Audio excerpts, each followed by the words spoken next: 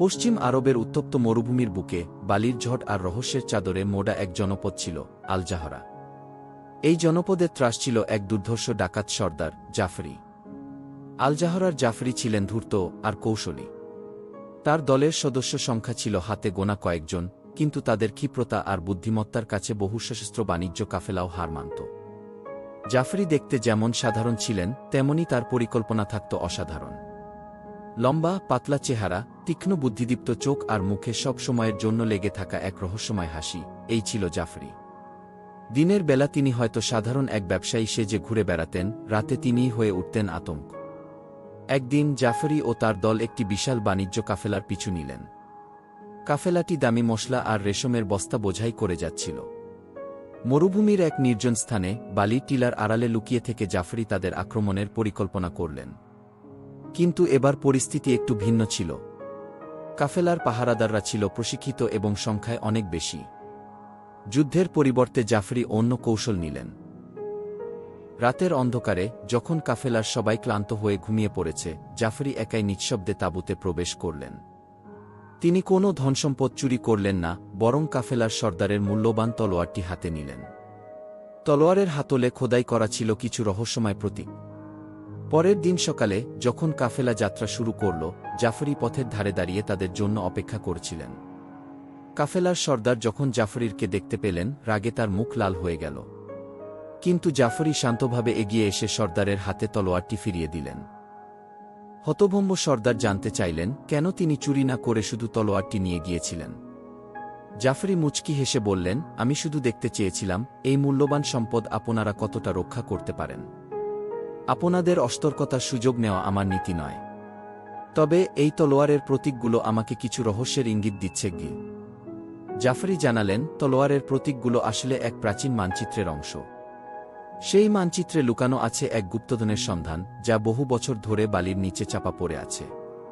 কাফেলার সর্দার প্রথমে বিশ্বাস করতে চাননি, কিন্তু জাফরির আত্মবিশ্বাস এবং তলোয়ারের প্রতীকগুলোর তাৎপর্য উপলব্ধি করে তিনি রাজি হলেন জাফরির সঙ্গে সেই গুপ্তধন খোঁজায় যোগ দিতে।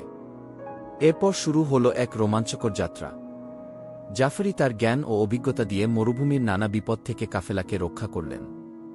অন্যদিকে কাফেলার সর্দার তার বিশ্বস্ত পাহারাদারদের নিয়ে জাফরিরকে সাহায্য করলেন। দিনের পর দিন তারা সেই মানচিত্রের সূত্র ধরে এগিয়ে চললেন। অবশেষে তারা এক প্রাচীন ধ্বংসস্তূপের কাছে পৌঁছালেন। মানচিত্রের শেষ সূত্রটি সেই ধ্বংসস্তূপের এক লুকানো পাথরের মধ্যে খোদাই করা ছিল। পাথরটি সরানোর পরেই তাদের সামনে উন্মোচিত হল এক বিশাল গুহার মুখ। গুহার ভেতরে প্রবেশ করে তারা যা দেখলেন তাতে তাদের চোখ কপালে উঠল।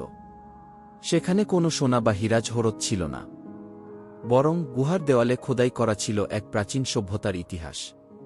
সেই সভ্যতার জ্ঞানবিজ্ঞান, শিল্পকলা এবং জীবনযাত্রার অমূল্য নিদর্শন সেখানে সংরক্ষিত ছিল। জাফরি হেসে কাফেলার সর্দারকে বললেন, এই দেখুন আমাদের গুপ্তধন। এটি কোনো সাধারণ ধন নয়, এটি আমাদের পূর্বপুরুষদের জ্ঞান ও ঐতিহ্যের ভাণ্ডার। কাফেলার সর্দার প্রথমে হতাশ হলেও ধীরে ধীরে তিনি উপলব্ধি করলেন জাফরির কথার সত্যতা।